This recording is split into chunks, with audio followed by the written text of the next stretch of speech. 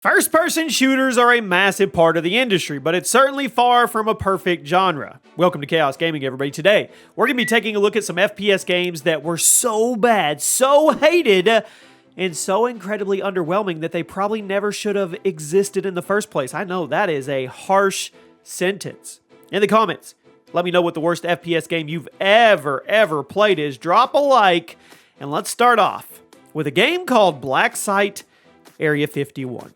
Now, if you were a gamer in the Xbox 360 days, raise your hand if you were. That means drop a like. Since I can't actually see you raise your hand, chances are you saw this game more than once sitting in a GameStop bargain bin.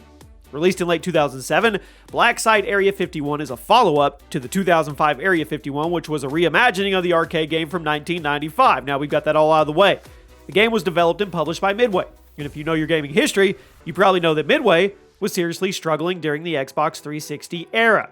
Black Site was trying really hard to piggyback off the recent rise of HD shooters like Gears of War and Resistance, which led to a very rushed development that gave us a very crappy, generic, ugly first-person shooter that had next to nothing to do with the previous Area 51 games. That made shooting aliens not fun. How do you even do that? If you want a decent alien FPS, I highly recommend the 2005 Area 51, but steer clear and stay far away from Black Site. Here's something I do need you guys to do. If you're part of Team Chaos, make sure you are following the page, drop a like, ring the bell, turn all the notifications on, do whatever you need to do to be part of being in the loop. Next up is Robocop 2003.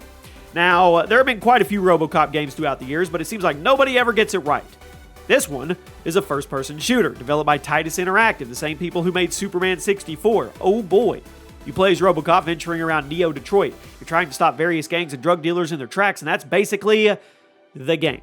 I'm sure there's some elaborate story going on here, but you need to forgive me because I don't notice it. What matters is the gameplay, and it sucked.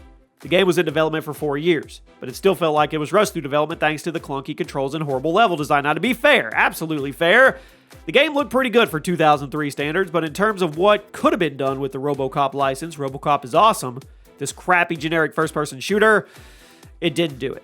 I would love to get a really good, really well-made Robocop game, but I doubt it because nobody even talks about Robocop anymore. So yeah, we're just going to move on. Next up, Hard Vendetta. What is it with 80s action movies getting very crappy FPS games in the early 2000s? Hard Vendetta was developed by Bit Studios, released for the Xbox, the PS2, and the GameCube in late 2002, and everybody forgot about it. It was a gritty, M-rated FPS set 5 years after Die Hard 3 and had you playing as, yes, John McClane in yet another terrorist takeover. Shocker.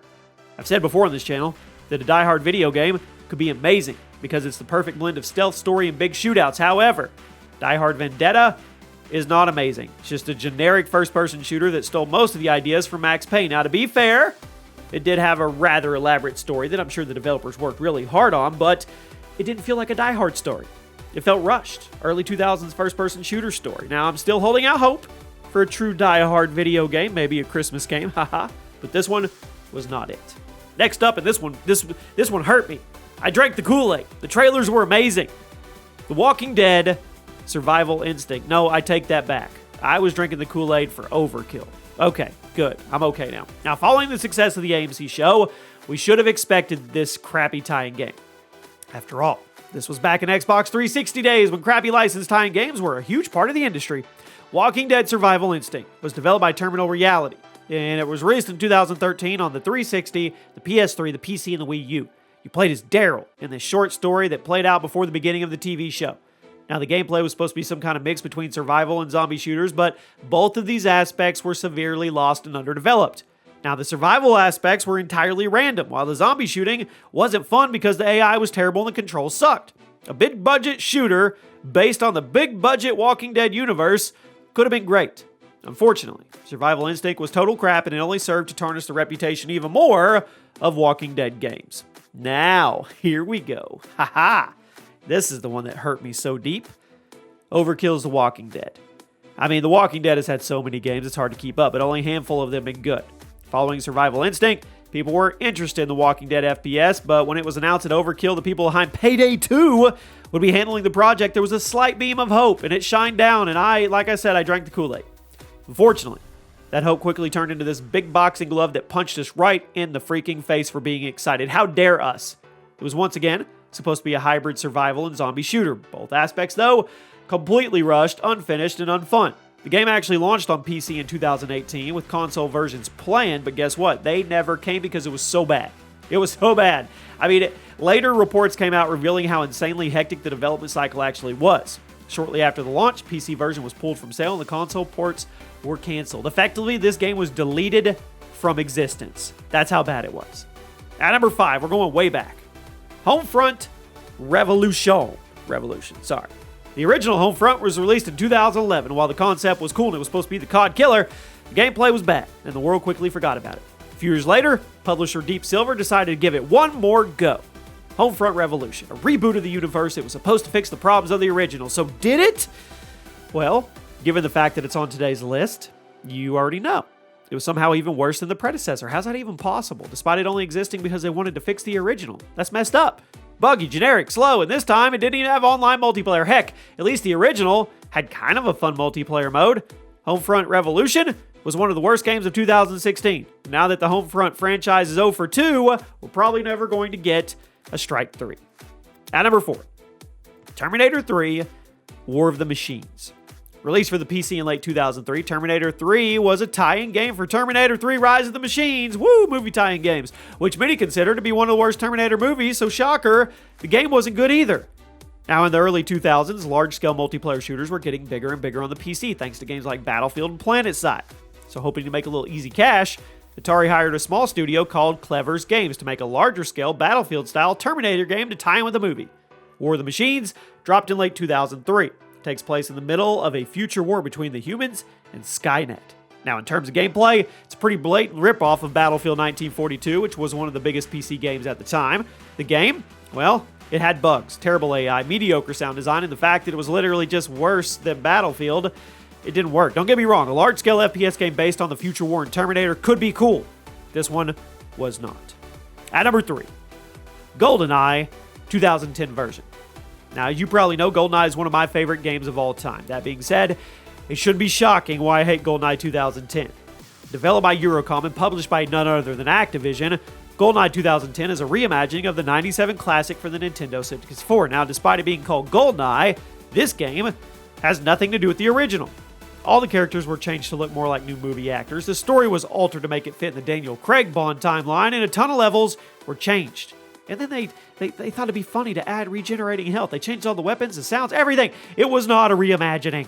It's like somebody took Modern Warfare 2 game assets and tried to remake Goldeneye. Now, it's not terrible, but it's also so much worse than the original game, and you have to wonder why it even came out. Why reimagine such a classic like this game? I don't know. I don't get it. We're not done yet. 007 Legends.